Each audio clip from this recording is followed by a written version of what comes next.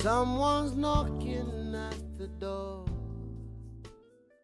Bien-aimés, bonjour, bienvenue sur notre site et sur notre chaîne. Donc le sujet d'aujourd'hui, c'est comment fonctionne le royaume. Nous allons commencer par la prière préliminaire que j'aime bien faire. Donc prends ta Bible, prie avec moi et pense ces mots. Amen. Voici ma Bible. Tout ce qu'elle dit que je suis, je le suis. Tout ce qu'elle dit que j'ai, je l'ai. Tout ce qu'elle dit que je peux faire, je peux le faire. Je suis la justice de Dieu en Christ. Je puis tout par Christ qui me fortifie. Je suis sur le point de recevoir la semence éternelle, la parole de mon Dieu. Je ne serai plus jamais le même, au nom de Jésus. Amen. Amen. Donc ce sujet, le sujet d'aujourd'hui, comment fonctionne le royaume, c'est un sujet qui est important euh, parce que nous sommes dans ce monde, mais nous ne sommes pas de ce monde. Donc c'est ce qu'on voit en particulier dans Jean 17,16 et dans Jean 15,19. Nous sommes dans ce monde, mais nous ne sommes pas de ce monde parce que nous sommes nés d'eau et d'esprit. Et notre esprit vient d'en haut, né de nouveau. Dans d'autres versions aussi, c'est souvent traduit né d'en haut. Donc quand tu es né de nouveau, tu es né d'en haut. Amen. Et Jésus disait, mon royaume, le royaume de Dieu, ne vient pas d'ici-bas. Donc dans Jean 18,36, il disait, voici le royaume de Dieu est au milieu de vous. Voici le royaume de Dieu est en dedans de vous. Donc quand on étudie ce verset, donc dans Luc 17,21, le royaume de Dieu est parmi vous, au milieu de vous et au-dedans de vous. C'est un royaume qui ne vient pas d'ici-bas parce que vous êtes nés d'en haut. Amen. Gloire à Dieu. Et donc Jésus disait aussi, donc on le voit dans Matthieu 11,11, je vous le dis en vérité, parmi ceux qui sont nés de femmes, il n'en a point paru de plus que Jean-Baptiste. Donc il n'y en a pas eu de plus grand que Jean-Baptiste parmi ceux qui sont nés de femmes. Cependant, le plus petit dans le royaume de Dieu, dans le royaume des cieux, est plus grand que lui. Donc le plus petit dans le royaume est plus grand que Jean, qui est le plus grand de tous ceux qui sont nés de femmes. Amen. Même si tu es le dernier dans le royaume de Dieu, d'après la parole, tu es plus grand que Jean. Amen. Qui était le meilleur d'entre nous, le meilleur de tous ceux qui sont nés de femmes. D'où l'importance d'être dans ce royaume de Dieu. Donc ça, c'est dans Matthieu 11,11. Donc dans Matthieu 19,24, il nous dit aussi, je vous le dis encore, il est plus facile à un chameau de passer par le trou d'une aiguille qu'à un riche d'entrer dans le royaume de Dieu. Donc ça ne veut pas dire que c'est impossible, euh, que Dieu est contre les riches. Ça ne veut pas dire que Dieu est contre les riches, mais par contre, il nous dit, plus loin dans le verset, que avec Dieu, tout est possible. Donc pour le riche, c'est possible d'entrer dans le royaume de Dieu s'il compte sur la force de l'Éternel, s'il compte sur la force du Seigneur. Amen.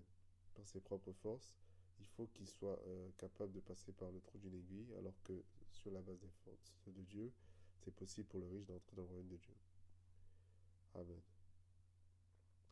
Et donc, l'image la plus récurrente dans la parole du royaume de Dieu et de son action, c'est l'image des semences. Amen. Le royaume de Dieu, donc il nous dit dans Matthieu 13,24, est semblable à un homme qui alla semer une semence dans son champ. Matthieu 13,24. Et donc c'est quelque chose, cette image des semences, c'est quelque chose qui est vrai depuis le commencement de toutes choses. Donc dans le livre de la Genèse, dans Genèse 1, donc on va faire le récapitulatif de ce qui s'est passé à la création. Le premier jour, c'est le jour où Dieu a dit que la lumière soit. Amen. Donc la lumière est la première chose quand ton monde est informe et vide, comme c'était le cas au premier jour. Dieu a dit que la lumière soit quand ton monde est informe et vide et que tu dis que la lumière soit. Amen. C'est la première chose à faire avant que l'œuvre de Dieu soit accomplie dans ta vie. Et donc après, il a fait une séparation de la lumière d'avec les ténèbres. Le deuxième jour, il a créé le ciel. Il a séparé le ciel des eaux. Le troisième jour, c'est la création de la terre, du sol et des mers. Il nous dit, donc Dieu vit que cela était bon. Puis Dieu dit que la terre produise de la verdure et de l'herbe portant de la semence, et des arbres fruitiers donnant du fruit dans leur espèce, et ayant en eux leur semence sur la terre. Et cela fut ainsi, et la terre produisit la verdure, l'herbe portant la semence selon son espèce, et les arbres donnant du fruit ayant en eux leur semence selon leur espèce. Dieu vit que cela était bon, donc ça c'est dans Genèse 1, versets 10 à 12, et c'était le troisième jour. Donc il a commandé que la terre produise, amen. Que la terre produise. Le quatrième jour, c'est la création des luminaires, donc le soleil, la lune et les étoiles. Amen. Et Dieu dit que ce soit des signes pour marquer les époques, les jours et les années. Et donc la parole nous dit, Dieu plaça dans l'étendue du ciel, les plaça dans l'étendue du ciel pour éclairer la terre, pour présider au jour et à la nuit, et séparer la lumière d'avec les ténèbres.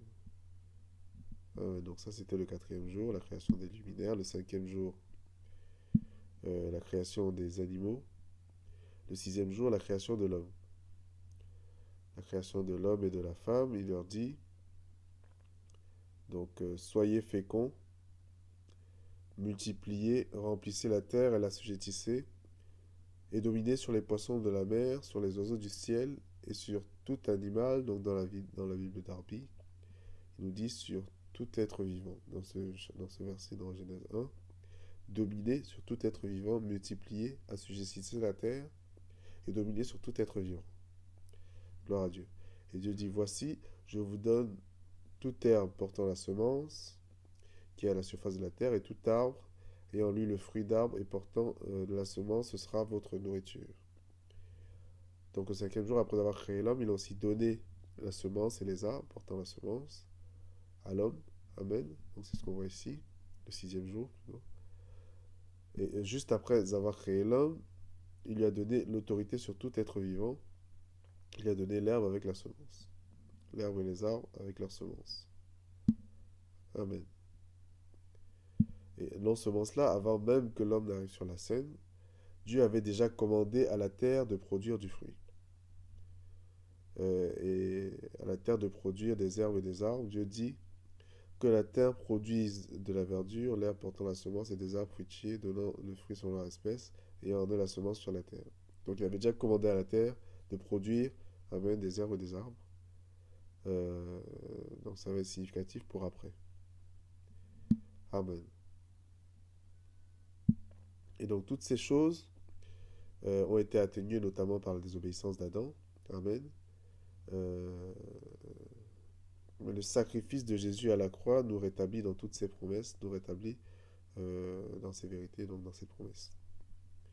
Et c'est pour cela que c'est important de ne pas baser sa relation avec Dieu sur ta propre justice, mais surtout, et plutôt d'être comme dans Philippiens 3, 9, où il décrit en fait l'état des vierges sages, où il dit d'être trouvé en lui non avec ma justice, celle qui vient de la loi, donc ta justice, ta propre justice, c'est celle qui vient de la loi, mais avec celle qui s'obtient par la foi en Christ, la justice qui vient de Dieu par la foi. Donc là, on est encore dans la justice de Dieu en Christ, donc l'objet du premier message. Amen.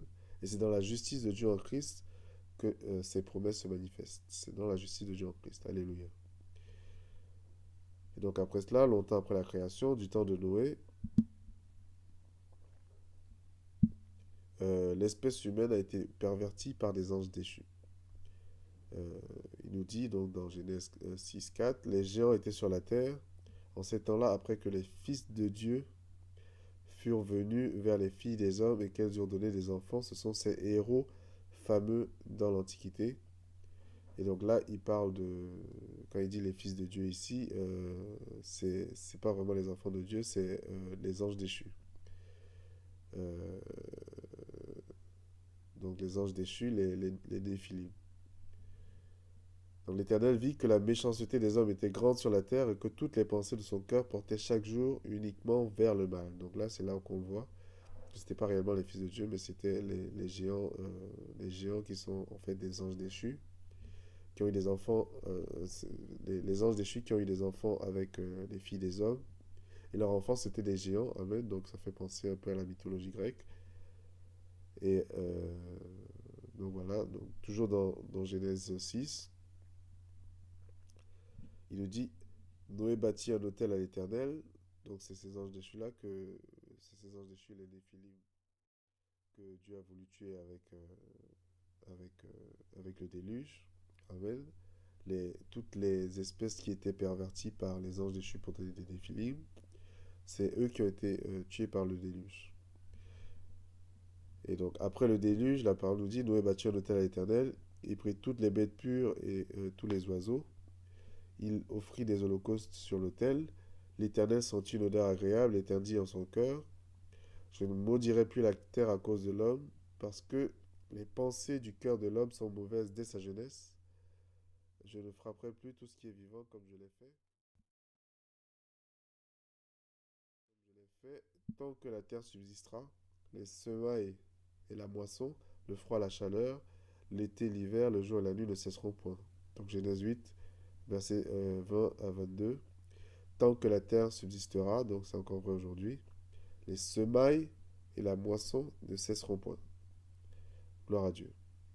Et donc on voit ici que le domaine de prédilection de Dieu, ce n'est pas, des domaines séculaires. Amen. Le domaine de prédilection de Dieu, c'est les semailles et la moisson, c'est le semer et le récolter. C'est le domaine des semences. Amen. Il nous dit, le royaume de Dieu est semblable à un homme qui alla semer des semences dans son champ.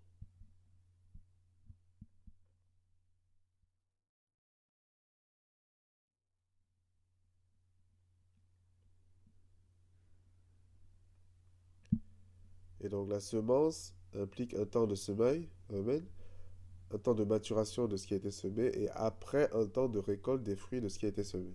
Amen. Donc ça implique qu'il y a un temps pour toutes ces choses-là. Gloire à Dieu. Euh, et c'est pareil aussi pour l'œuvre de Dieu. Amen. Par exemple, sa parole qui suit ce même schéma. Un temps de semaille, un temps de maturation et un temps de récolte des fruits de ce qui a été semé. Et c'est aussi le cas de la semence matérielle et financière, qui suit également le même chemin, donc les dîmes et les offrandes. Amen. Et donc la parole de Dieu en elle-même, il nous dit que c'est une semence indestructible, incorruptible et éternelle. Donc il dit dans 1 Pierre 1, 23, et Dieu pourvoit la semence abondamment, il pourvoit la semence au semeur, et c'est à nous de la semer. Amen. Et c'est vrai pour la parole de la foi également, c'est à nous de semer la semence que l'Éternel nous donne et d'attendre la récolte. Et donc on voit que c'est aussi vrai pour la parole de la foi parce que il nous dit, la parole nous dit, si vous aviez la foi comme un grain de sénévé, vous diriez à ce sycomore, déracine-toi de là et plante-toi dans la mer et il vous obéira. Donc il nous dit, si vous avez la foi comme un grain, qu'est-ce que tu fais avec un grain? Tu le plantes. Si vous avez la foi comme un grain, vous direz. La manière de planter, de semer la parole de la foi, c'est de dire. Amen. Je crois, donc je dis. Et donc c'est un schéma classique, c'est un schéma standard, la règle. Amen. C'est qu'il faut d'abord semer la semence et après récolter les fruits. Donc il y a des exceptions. L'exception, en fait, c'est que souvent, on se retrouve dans une situation d'urgence. Amen. Et on se retourne vers Dieu pour avoir une solution. Et à ce moment-là, Dieu ne va pas nous dire sème la semence et attends le temps de maturation, attends le temps de la récolte. Et donc c'est des moments où Dieu donne une solution immédiate, une situation où il y a un miracle instantané. Amen. Sans que le schéma ne soit suivi, mais c'est une exception. Amen. Et donc dans ces cas-là, Dieu te secourt de manière instantanée, amen, de la vallée de l'ombre de la mort, sans que tu n'aies semé, et Dieu ne se repent pas de ses dons. Euh, mais c'est important que cela ne soit pas la règle, mais l'exception. Parce que le schéma qu'on a vu, c'est d'abord la semaille et la moisson, pareil pour la parole de la foi. Amen. Et donc on le voit la même chose dans la sagesse séculaire, dans la sagesse humaine. On dit, quand un homme a faim, mieux vaut lui apprendre à pêcher que lui donner un poisson. Amen. Donc Confucius 6, verset 6. Et donc quand quelqu'un a besoin d'un miracle, Amen, exceptionnellement on peut lui donner le miracle tout de suite. Mais la règle, c'est de l'apprendre à semer pour récolter et avoir ses bénédictions, vivre sur les bénédictions qui sont le résultat de ce qu'il a semé lui, matériellement, spirituellement, amen. Et donc là, là, c'est plus la règle, amen. Le semer et le récolter. Et donc dans Genèse 2, on a plus de détails sur la création de l'homme et sur le jardin d'Éden. Donc le jardin, quand tu étudies le mot Éden, c'est le jardin des délices. Amen. Donc c'est le Éden, c'est le lexique de Strong H5730. Donc dans Genèse 2, versets 4 à 5, il nous dit: Voici les origines des cieux et la terre quand ils furent créés, lorsque l'Éternel Dieu fit une terre et des cieux. Aucun arbuste des champs n'était encore sur la terre, et aucune herbe des champs ne germait encore. Aucun arbuste et aucune herbe, quand Dieu a créé la terre. Car l'Éternel Dieu n'avait pas fait pleuvoir sur la terre, et il n'y avait point d'homme pour cultiver le sol. Alléluia. Donc il y a deux autres prérequis après quand tu as semé et que tu veux récolter. C'est que Dieu fasse pleuvoir sur la terre et que toi, tu cultives le sol. Donc la culture du sol, c'est aussi semer. Amen. Mais parfois, il faut creuser en profondeur pour que la semence ait une bonne prise et qu'elle s'enracine bien dans le sol. Gloire à Dieu. Donc deux prérequis ici, que l'Éternel fasse pleuvoir sur la terre. Et donc Dieu a planté le jardin d'Éden, il nous dit au verset 8. Il a placé l'homme dans le jardin d'Éden, il nous le dit au verset 15, pour le cultiver, pour cultiver le jardin d'Éden. Et c'est la même chose pour toute la création. Toute la création était déjà une œuvre achevée. Le jardin d'Éden était déjà une œuvre achevée. Quand Dieu y a placé l'homme, c'était déjà une œuvre accomplie. Donc on le voit au verset 2 également, quand Dieu l'y a placé.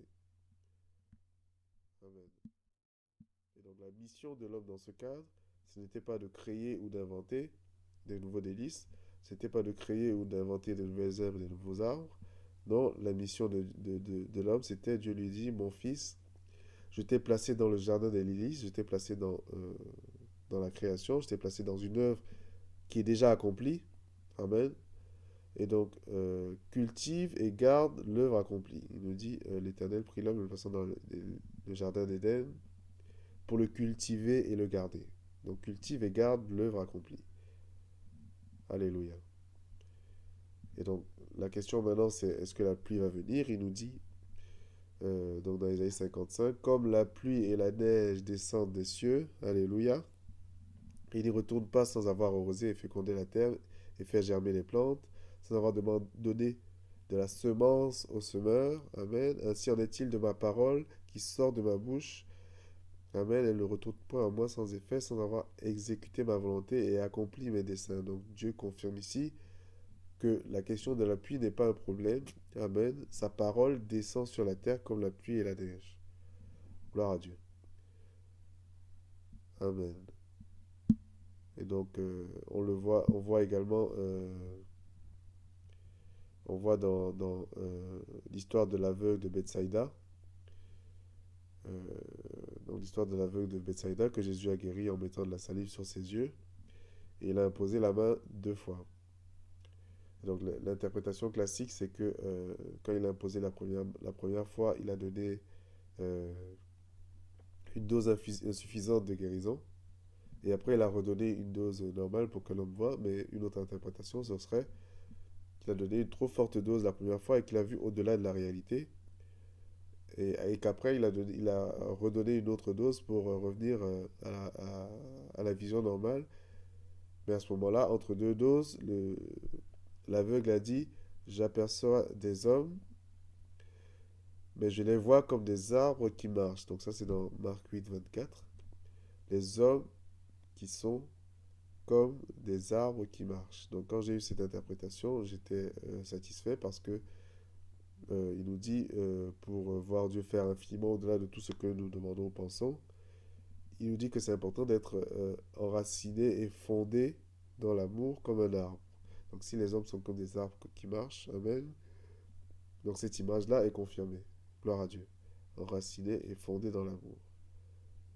Il nous dit aussi dans le psaume 92, verset 12, que le juste croisse, les justes fleurissent, le juste se développe comme le palmier, il s'élève comme le cèdre du Liban. Et donc le palmier, quand il croît et quand il fleurit, il donne effectivement beaucoup de fruits. Amen. Donc c'est un fruit, c'est un arbre béni. Et donc autre chose, dans les pays tropicaux, quand il y a des tornades, amen, on le voit souvent à la télévision. Donc les tornades les tornades font pencher le palmier jusqu'à ce qu'il devienne quasiment à l'horizontale. Et donc, quand la tornade finit et que le palmier se redresse, les études ont montré qu'à ce moment-là, les racines sont renforcées à tel point qu'il faut une tornade encore plus forte pour faire pencher le palmier. Gloire à Dieu. Les hommes sont comme des arbres qui marchent. Et donc, une autre image aussi dans cet aspect du semer et du récolté, c'est l'image de l'ivraie qu'on a dans la parole, dans Matthieu 13, où il nous dit, il leur proposa une autre parabole et il dit, le royaume de Dieu, des cieux est semblable à un homme qui a semé une bonne semence dans son champ, mais pendant que les gens dormaient, son ennemi vint et sema de l'ivraie parmi le blé et s'en alla. L'ennemi vint, il sema l'ivraie parmi le blé et s'en alla. Lorsque l'herbe eut poussé et donné du fruit, l'ivraie parut aussi. Les serviteurs du maître de maison vinrent et dirent, Seigneur, n'as-tu pas semé une bonne semence dans ton champ? D'où vient donc qu'il y a de l'ivraie? Il leur répondit, c'est un ennemi qui a fait cela. C'est un ennemi qui a fait cela. Verset 28, et les serviteurs lui dirent, veux-tu que nous allions l'arracher? Non, dit-il, de peur qu'en arrachant l'ivraie, vous ne déraciniez en même temps le blé. Laissez croître ensemble l'un et l'autre jusqu'à la moisson. Et à l'époque de la moisson, je dirai au moissonneur, arrachez d'abord l'ivraie, liez-la en gerbe pour la brûler, et amassez le blé dans mon grenier. Matthieu 13, versets 24 à 30. Donc le Seigneur nous dit ici, on le voit, qu'en dépit du fait qu'il a semé une bonne semence, amen, parfois on te parle de la semence que Dieu a semée, c'est une bonne semence, gloire à Dieu, mais alors que Dieu a semé la bonne semence, un ennemi est venu et il a planté parmi le blé de l'ivraie. Et donc le témoignage que les gens en ont souvent, c'est qu'ils voient l'ivraie croître, mais ils ne voient pas tout de suite le blé. Parfois, on te parle des promesses de Dieu, mais ce que tu vois, ce ne sont pas les promesses de Dieu, c'est le contraire que tu vois apparaître. Et ça, c'est l'ivraie. Amen. Et donc, c'est pas la peine de tomber dans le découragement. On le voit dans ce verset, qu'en dépit du fait que l'ivraie paraisse, Dieu, ce n'est pas Dieu qui l'a fait, c'est un ennemi qui a fait cela. Amen, il nous le dit ici. Et au temps de la moisson, l'ivraie va être arrachée et jetée. Amen. Et c'est la bonne semence qui sera récoltée dans le grenier de l'Éternel. Et c'est pas parce que tu vois l'ivraie que ça veut dire qu'il n'y a pas de la bonne semence. Amen. Et donc c'est vrai pour le royaume de Dieu en tant que basé sur le semer et le récolter. Que tu verras souvent cet ivraie-là. Amen. Donc un autre enseignement que Jésus a donné sur le semer et le récolter, et sur le royaume de Dieu comme le monde des semailles et de la moisson. Amen. C'est dans Marc 4, on le voit ici. Il dit encore, le royaume de Dieu est comme quand un homme jette la semence en terre, qu'il dorme ou qu'il veille, nuit et jour, la semence germe et croît sans qu'il ne sache comment. La terre produit d'elle-même d'abord l'herbe, puis l'épi, puis le grain tout formé dans l'épi. Dès que le fruit est mûr, on y met la faucille, car la moisson est là. Donc ça c'est dans Marc 4, versets 26 à 29. Et donc un aspect important ici, c'est que l'important pour le semeur, c'est de semer d'abord. Amen. Mais ce qui se passe ensuite sous la terre pour que pour que la semence germe et croisse et donne l'arbre qui va donner du fruit. Amen.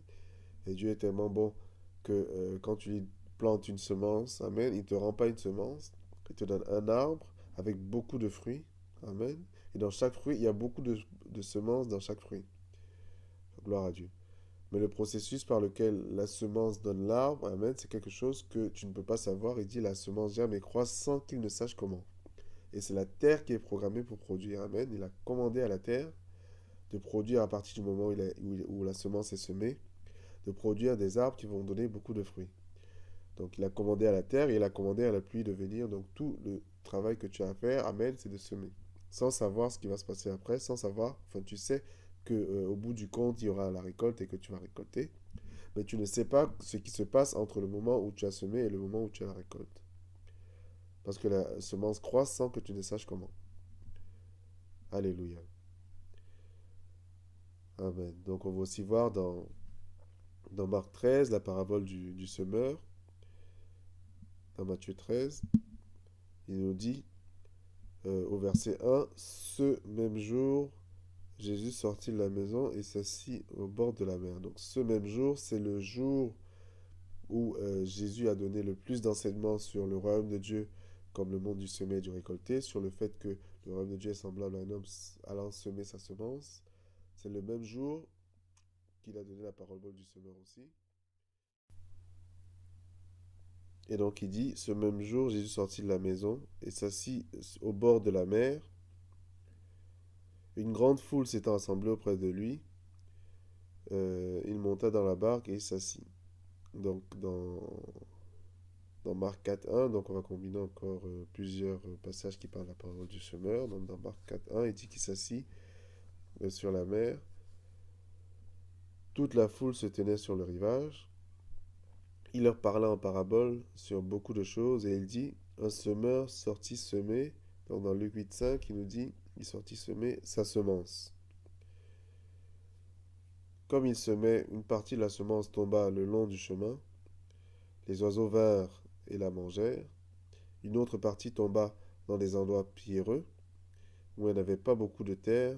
Elle leva aussitôt, parce qu'elle ne trouva pas un sol profond. Mais quand le soleil parut, elle fut brûlée et sécha faute de racines. Elle brûla et sécha, elle fut brûlée et sécha faute de racines. Donc dans Luc 8.6, il nous dit, parce qu'elle n'avait point d'humidité. Donc une autre partie tomba parmi les épines montèrent et l'étouffèrent. Donc dans Marc 4.7, il nous dit, elle ne donna point de fruits. Donc les épines sont montées, l'ont étouffée, elle n'a pas donné de fruits.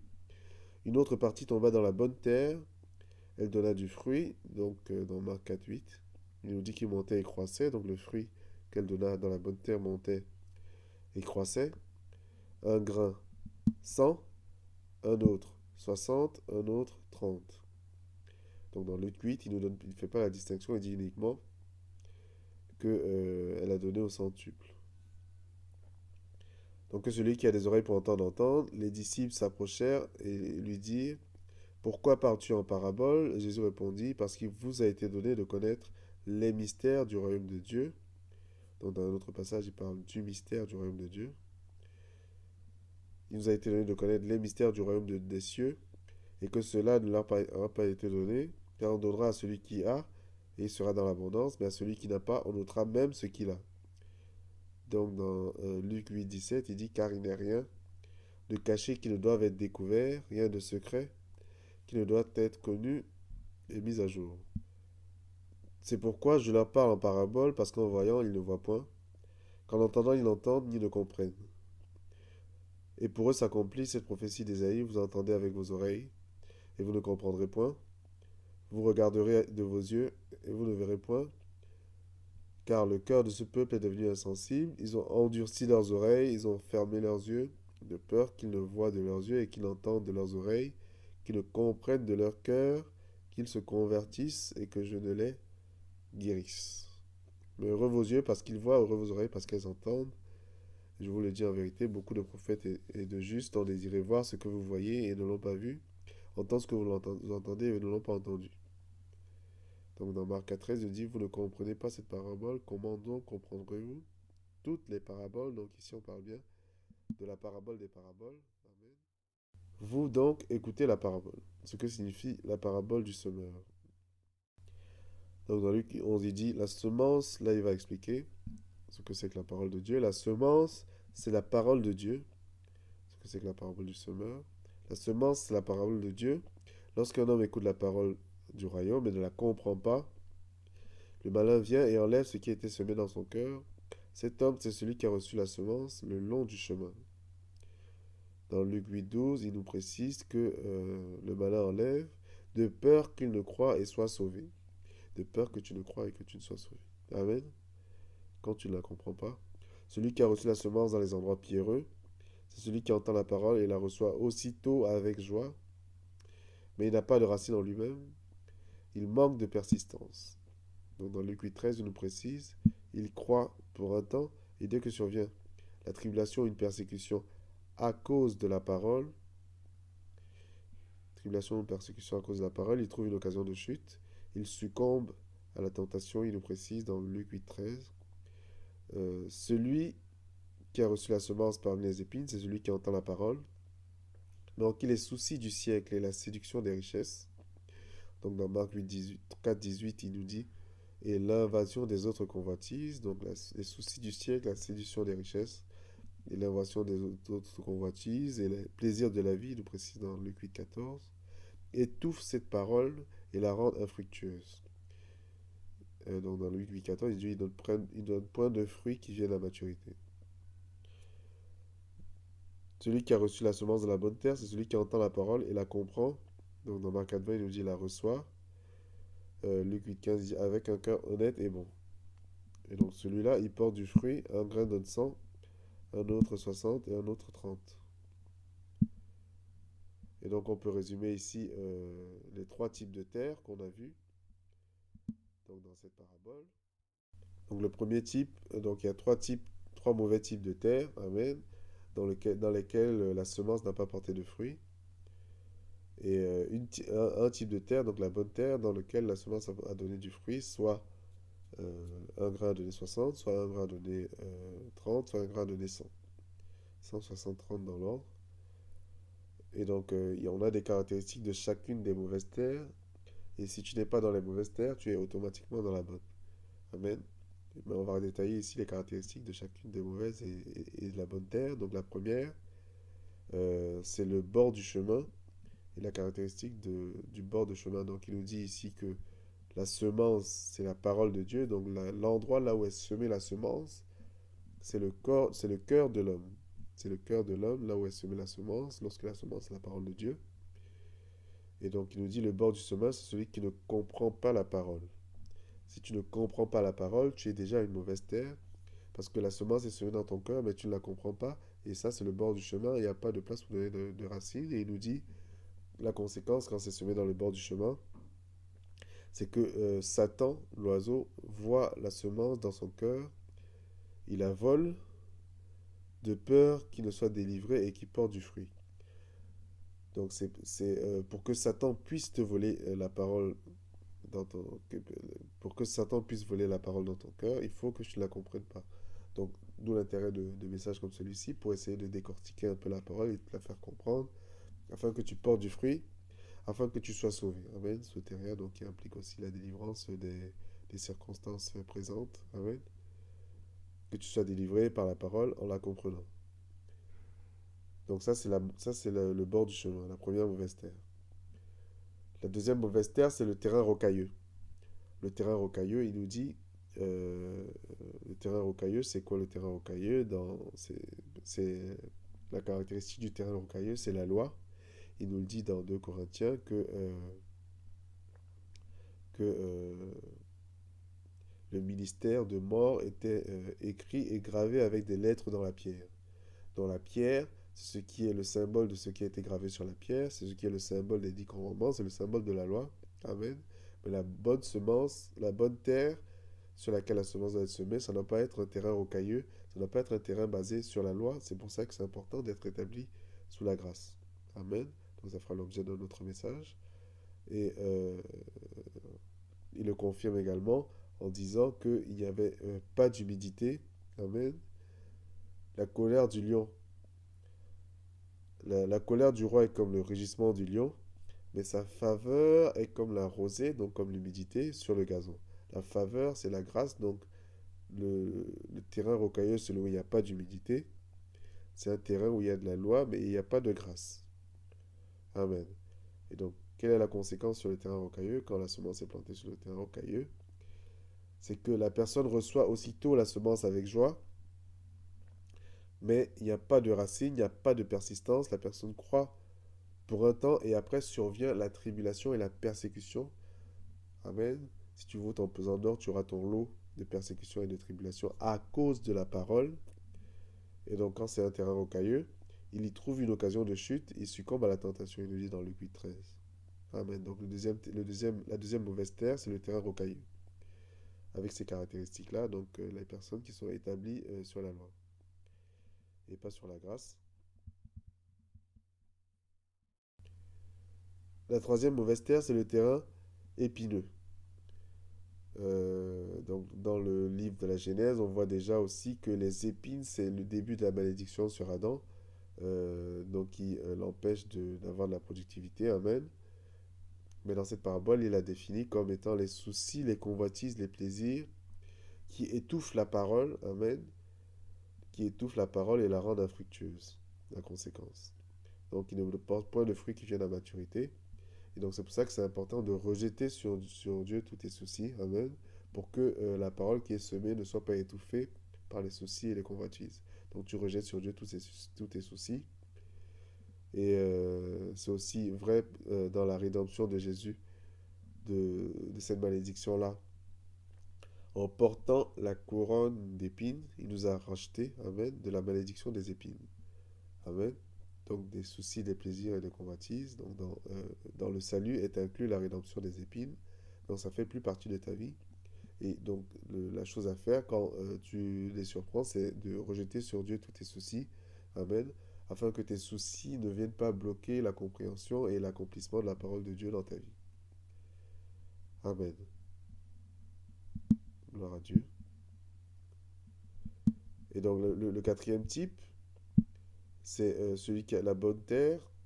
Donc la bonne terre, c'est celui qui entend la parole, la comprend. Amen. Et la reçoit, il la comprend avec un cœur honnête et bon. Donc honnête et bon, ça inclut ici, c'est les mots kalos pour honnête et bon agathos. Ça inclut honorable, excellent, amen, pour kalos. Et ça inclut parfait, bien fait et privilégié, un homme de bien. Une autre traduction du mot qui a donné, des mots qui ont donné honnête et bon ici. Il porte du fruit, un grain donne 100, un grain donne 60, un autre donne 30. Quoi qu'il en soit, il porte du fruit. Amen. Et Dieu le confirme aussi, le Seigneur le confirme aussi dans sa parole, dans sa prophétie d'Ésaïe, où il implique ici, on le voit bien, qu'à partir du moment où tu entends et tu vois et tu comprends de ton cœur, et que tu te convertis, amen, tu changes ta pensée. Tu changes ta pensée, donc le mot ici qui a donné convertir. Là, il est contraint de te guérir, il est contraint de te délivrer à partir du moment où tu es une bonne terre, c'est-à-dire à partir du moment où tu vois de tes yeux, tu entends de tes oreilles et tu comprends dans ton cœur. Amen. La parole. Et là, il est contraint, la création est contrainte de te guérir. Amen. Donc c'est le contraire qu'il dit ici pour ceux pour qui la prophétie d'Ésaïe s'accomplit.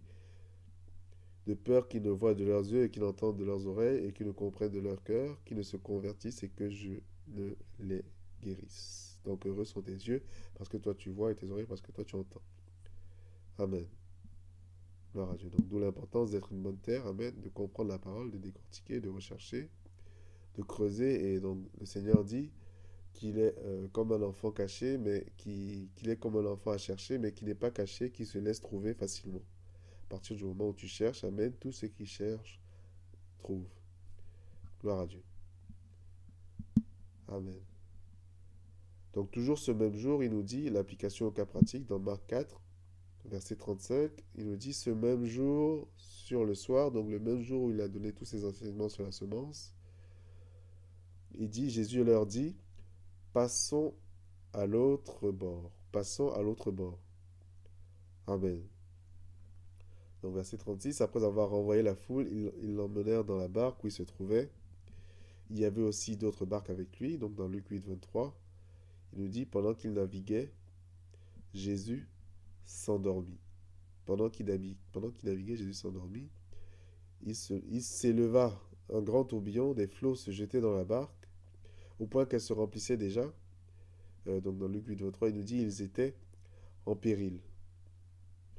Et lui, il dormait à la poupe sur le coussin, donc il dormait. C'est pas un paquebot ici où il est sous la cale, il est vraiment sur le bord de la barque et il dort à la poupe sur le coussin, tandis qu'il y a le tourbillon et tandis que l'eau lui vient dans la figure. Mais lui, il ne perd pas son calme, il ne perd pas son shalom, il reste endormi malgré le tourbillon, malgré les circonstances, il reste dans la paix. Amen. Il dormait sur la poupe, sur le coussin, ils le réveillèrent et lui dirent, Maître, ne t'inquiètes-tu pas de ce que nous périssions? Donc la tornade, le tourbillon et l'eau qui rentraient dans la barque ne l'ont pas réveillé, mais c'est les disciples, ses bien-aimés, qui l'ont réveillé en lui disant, Maître, ne t'inquiètes-tu pas de ce que nous périssions? Donc dans Luc 8, 24, il dit autrement, il dit, Maître, Maître, nous périssons. Intéressant. Donc dans Matthieu 8, 25, il dit, Seigneur, sauve-nous, nous périssons. Donc il y a trois différences ici dans les évangiles qu'on va regarder. Donc verset 39, s'étant réveillé, il menaça le vent et la mer et il dit, Silence, tais-toi. Donc il a probablement parlé en hébreu, il a dû dire un seul mot, il a dû dire Shalom. Et le vent cessa et il y eut un grand calme. Puis il leur dit, pourquoi avez-vous ainsi peur? Pourquoi avez-vous ainsi peur? Comment n'avez-vous point de foi? Donc dans Luc 8, 25, il y a encore une différence, il dit, où est votre foi? Dans Matthieu 8, 26, il dit, pourquoi avez-vous peur, gens de peu de foi? Gens de peu de foi. Et donc verset 41, ils furent saisis d'une grande frayeur, et ils se dirent les uns aux autres, quel est donc celui-ci à qui obéissent même le vent et la mer? À qui obéissent même le vent et la mer? Donc au chapitre suivant, Marc 5, 1, ils arrivèrent à l'autre bord, donc on fait revenir la parole du début, dans le pays des Gadaréens. Donc la parole s'accomplit. Amen.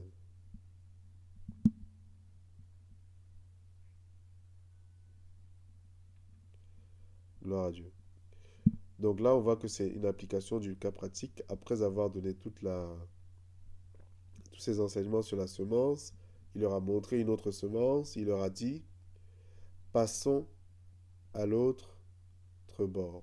Passons à l'autre bord. Donc dans cette phrase, dans cette semence qui descend du Fils de Dieu, il y a assez de puissance pour t'amener de l'autre bord. Quand le Seigneur te dit lui-même, passons de l'autre bord, sache que c'est déjà une semence et qu'il a mis tout en œuvre pour que cette semence porte du fruit parce que c'est une semence incorruptible, indestructible et éternelle. Amen. Donc là, c'était de la semence, là, c'était déjà l'application au cas pratique.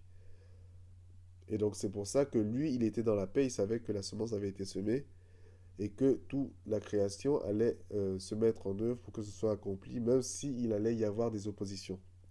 Ce qui a eu, donc la tornade s'est levée, il nous dit, les flots se jetaient dans la barque, amen, un grand tourbillon, il s'élevait un grand tourbillon, et les flots se jetaient dans la barque, et elle se remplissait. Mais sur la base du fait qu'il savait que la semence avait été semée, amen, et que la parole allait s'accomplir, lui, il était dans la paix, lui, il était dans le calme, au point qu'il s'est endormi en dépit du tourbillon, en dépit des circonstances, en dépit des flots qui rentraient dans la barque. Gloire à Dieu. Il s'est endormi, et donc c'est les cris, la réaction de ses disciples, la réaction des hommes de Dieu qui l'ont réveillé, c'est la réaction des hommes de Dieu qui l'ont sorti de son sommeil. Et donc on voit qu'il y a trois réactions ici dans l'évangile, trois réactions ici qui sont en fait trois niveaux insuffisants de foi, parce que le niveau suffisant de foi, le niveau normal, le niveau parfait, c'était de dire eux-mêmes que un des disciples ou chacun d'entre eux se lève et dise lui-même shalom à la tornade, shalom au tourbillon. Parce qu'il est établi, il est dans le fait qu'il est dans l'accomplissement de la parole de Dieu. Et donc ce serait de lui-même prendre sa foi à deux mains, amen, et son courage de l'autre, et de dire shalom au tourbillon. Mais c'est pas ce qui s'est passé. Eux, ils ont eu trois réactions insuffisantes, mais quand même dans des niveaux graduels. Le premier niveau, c'est ce qu'on voit dans Marc 4, où il nous dit Maître, ne t'inquiètes-tu pas de ce que nous périssions? Maître, ne t'inquiètes-tu pas de ce que nous périssions? Comment ça? Le Seigneur, le Dieu de l'univers, qui s'est fait homme, qui est descendu pour vous sauver, qui vous a donné tous ses enseignements sur la parole. Amen. Qui vous explique comment il va se sacrifier pour toi et moi, comment il s'est sacrifié à la croix pour toi. Comment peux-tu te placer et lui dire, ne t'inquiètes-tu pas de ce que nous périssions? Bien sûr que si, qui s'inquiète, bien sûr que si, que tu es la prunelle des yeux de l'Éternel, bien sûr que si, que toutes tes cheveux sont comptés, donc bien sûr qu'il s'inquiète de ce que tu périsses. Amen. Et donc ça, c'est le niveau 0. Le niveau de la personne qui se demande si le Seigneur s'inquiète de ses souffrances, si le Seigneur s'inquiète de sa situation. Donc c'est le premier niveau. Et la réponse, on voit que c'est une réponse qui est aussi proportionnée, qui correspond au niveau 0. Il nous dit, comment n'avez-vous point de foi? Comment n'avez-vous point de foi? Donc ça, c'est un niveau de foi 0, parce qu'il dit, sous-entendu, vous n'avez pas de foi. Comment n'avez-vous point de foi? Vous n'avez pas de foi en Christ si vous vous demandez s'il s'inquiète de ce que vous périssiez. C'est ce qui ressort de ce verset. Comment n'avez-vous point de foi? Donc le deuxième niveau, c'est ce qu'on voit dans... Donc le deuxième niveau, c'est ce qu'on voit dans Luc. Luc 24, il nous dit, Maître, Maître, nous périssons. Donc là, sous-entendu, on sait que tu t'inquiètes de ce que nous périssons, mais on t'appelle quand même Maître, Maître, nous périssons. Amen. Donc on voit que c'est un niveau intermédiaire je dirais, de foi. Maître, Maître, nous périssons. Et la réponse du Seigneur, c'était quoi? Où est votre foi? Où est votre foi? Sous-entendu, contrairement à tout à l'heure, je sais que vous avez de la foi parce que vous savez que je suis inquiet de ce que vous périssiez, c'est pour ça que vous m'appelez. Mais votre foi, où est-ce qu'elle est? Vous l'avez perdue. Allez chercher votre foi. Va chercher ta foi. Amen. Gloire à Dieu. Donc on est toujours dans le fait que, établi dans le fait qu'au départ, il a dit passons à l'autre bord. Amen. Donc va chercher ta foi. Le troisième niveau, donc là on est toujours dans 3 niveaux insuffisants. Donc c'est dans Matthieu. Matthieu 8, 25, il dit Seigneur, sauve-nous, nous périssons. Donc là, on a la différence dans Luc. On sait ici, on voit ici qu'il appelle le Seigneur au secours. Tout à l'heure, on a l'impression que c'était plus un temps de plainte. Amen. Seigneur, nous périssons. Maintenant, dans Matthieu, il insiste sur le fait que Seigneur, tu as la possibilité de nous sauver, tu as la capacité de nous sauver. Seigneur, tu es notre Seigneur, contrairement au premier où il disait uniquement Maître. Tu es notre Seigneur, sauve-nous, nous périssons. Donc là, c'est le troisième niveau. On est toujours dans les niveaux insuffisants parce qu'ils n'ont pas dit eux-mêmes. Shalom à la tornade. Amen. Parlez aux choses. Shalom à la tornade. Seigneur, sauve-nous, nous périssons. Et la réponse du Seigneur, c'était quoi? C'est pourquoi avez-vous peur, gens de peu de foi? Pourquoi avez-vous peur, gens de peu de foi? Donc tout à l'heure, contrairement à tout à l'heure, on n'est pas dans l'absence de foi, on n'est pas dans une présence de foi qui a été perdue, on est dans une présence de foi qui est là, mais elle est petite. Pourquoi avez-vous peur, gens de peu de foi? Amen. Donc on rappelle que le niveau excellent, c'était de dire à la tornade, Shalom. Amen. Gloire à Dieu. Donc là, c'était l'application au cas pratique. Avec la semence que Dieu a donnée, passons à l'autre bord. Et on voit dans Marc 5 qu'ils sont effectivement arrivés à l'autre bord en dépit de la tornade, en dépit de l'eau qui rentrait dans la barque. Amen. Et donc, ces situations sont ennuyeuses dans la vie, mais c'est le moment de se lever et de dire à ces situations, Shalom, la parole de Dieu doit s'accomplir. Amen. Donc, en résumé, le royaume de Dieu, c'est le royaume du semé et du récolté. La parole de Dieu, c'est une semence indestructible, incorruptible et éternelle. Amen. Elle porte toujours du fruit à partir du moment où elle est semée dans la bonne terre. Amen. Donc, être une bonne terre quand on reçoit la parole de Dieu, Amen, comme semence, c'est comprendre la parole, recevoir la parole et méditer sur la parole. Amen. Et donc là, elle porte du fruit au centuple. Au centuple. Amen. Donc médite encore sur ce message. Laisse un message sur notre site ou sur notre chaîne. N'abandonne pas la grâce de Dieu et rappelle-toi que c'est par la persévérance, la patience et par la foi et la persévérance qu'on hérite les promesses. Que Dieu te bénisse. Amen.